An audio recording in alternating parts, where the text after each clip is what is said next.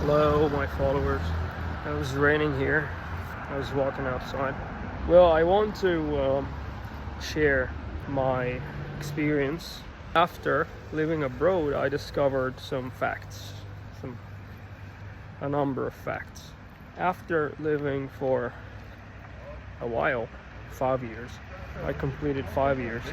I discovered that never, you never belong to the country where you live in. Well, you hear, locals, they're always saying foreigners, they should adapt, to our culture. It's just like a hope, or I don't know how to call it, a request. So, the host country, locals, they always repeat the same for adaptation. They expect, and they always say that foreigners should adapt, belong, they don't fit in the puzzle. So there could be some facts in that, but from my side, as a foreigner living in a host country, I would say that you may belong if you act like everyone else. You don't do anything unusual. You don't dress differently. You don't speak differently. You don't make a scene in public. So we can say that this person adapts. They adapt in the community. But take it from me, you may look like that, but deep inside you cannot ever have this feeling of belonging to that host country. You're always experiencing homesickness.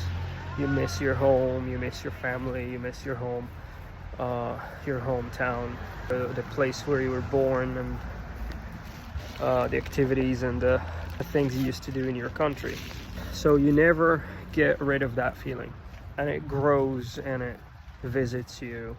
So that's what I can say about living abroad. See the full moon. Something good about the moon is it's the same moon you see in different countries. So a bit of romance. The same person, people we love in different countries and different places, they look at the same moon at the same time. It's really sweet.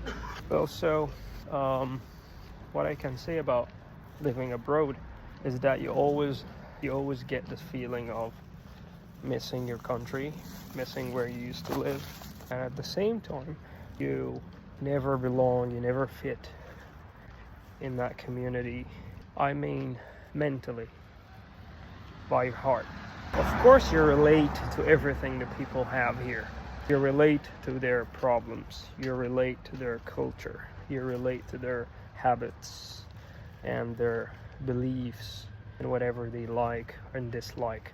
You relate to that, you respect that, you embrace that, but you still know and always remember that I'm not this nationality here. I don't belong to these people.